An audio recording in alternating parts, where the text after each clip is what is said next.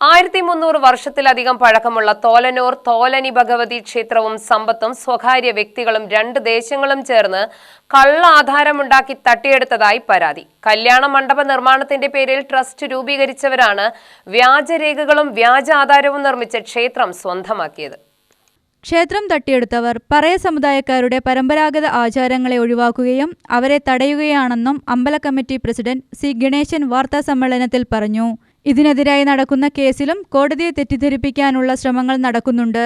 നിയമത്തെയും ആചാരത്തെയും വെല്ലുവിളിച്ചും രാഷ്ട്രീയ സ്വാധീനം ഉപയോഗിച്ചും ജാതി അധിക്ഷേപവും നടത്തുകയാണ്.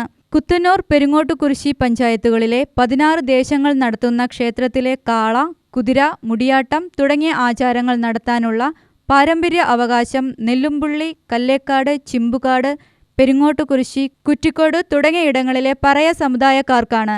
ഇതെല്ലാം അനുവദിക്കാതെയാണ് ട്രസ്റ്റ് ഭാരവാഹികൾ ക്ഷേത്രഭരണം കൈയാളുന്നത്. 16 ദേശങ്ങളിൽ 12 ദേശങ്ങളെ ഒഴിവാക്കിയാണ് ട്രസ്റ്റ് രൂപീകരിച്ച് പാരമ്പര്യ ആചാരങ്ങൾ നിഷേധിക്കുന്നത്. ഇത് അനുവദിക്കാനാവില്ലെന്നും ആചാരവിധി പ്രകാരമുള്ള ചൊവ്വയൂട്ട് നവംബർ 25-ന് നടക്കുമെന്നും ഗണേശൻ പറഞ്ഞു. 14/2/2024 എല്ലാ വർഷവും ഉത്സവം നടത്തുന്നതിന് വേണ്ടി ഒരു ബോഡി കൂടും. അതായത് ഫെബ്രുവരിയിലാണ് ഈ ഉത്സവം വരുന്നത്. അപ്പോൾ ജനുവരിയിലോ ഫെബ്രുവരി ഫസ്റ്റ് വീക്കിലോ നമ്മളൊരു ഇത് കൂടിയിട്ട് അന്നുണ്ടാക്കുന്ന തീരുമാനങ്ങൾ, ദേശങ്ങളുടെ തീരുമാനങ്ങൾ എഴുതിക്കൊണ്ട് CIക്ക് റിപ്പോർട്ട് കൊടുക്കും. ആ CIയുടെ നിർദ്ദേശപ്രകാരം CI ഒരു മീറ്റിംഗ് വിളിച്ച് ഇന്ത്യനെ പോലെ പ്രശ്നങ്ങളില്ലാതെ വേല കഴിക്കണമെന്ന നിർദ്ദേശപ്രകാരമാണ് കാര്യങ്ങളായിട്ട് നടന്നു വരുന്നത്. 2020 ഈ അന്ന് വന്ന് ഒപ്പിട്ട എല്ലാ ദേശങ്ങളും ഒന്നും നോക്കില്ല. വിശ്വാസത്തിന് പുറത്ത് എല്ലാവരും മിനിറ്റ്സിൽ ഒപ്പിടും. മിനിറ്റ്സിന് പുറത്ത് എന്താ എഴുതിയെന്ന് നോക്കിയില്ല. അന്ന് ഈ 16 ദേശങ്ങളും ഈ 16 ദേശത്തിൽ 14 ദേശങ്ങൾ ഒപ്പിട്ട ആ ഒപ്പ് ദുരുപയോഗപ്പെടുത്തിക്കൊണ്ട് ഞങ്ങൾ അവർക്ക് പുതിയ അമ്പല കമ്മിറ്റി എടുക്കാൻ അധികാരം കൊടുത്തു എന്ന് കാണിച്ചുകൊണ്ട് പുതിയ അമ്പല കമ്മിറ്റിക്ക് അവർ പറയുന്ന ആൾക്കാരും ഈ 2 പ്രദേശത്തിലെ ആൾക്കാരും ഒരു പ്രത്യേക കമ്മിറ്റി, അതായത് പിന്നാക്ക വിഭാഗത്തിൽപ്പെട്ട കമ്മ്യൂണിറ്റിയിലെ ആൾക്കാരും മാത്രം ഉൾപ്പെടുത്തിക്കൊണ്ട് അവർ ഒരു അമ്പല കമ്മിറ്റി രൂപീകരിച്ചു. ഇത് ഞങ്ങളൊന്നും അറിയുന്നില്ല. ആ അമ്പല കമ്മിറ്റി രൂപീകരിച്ചു.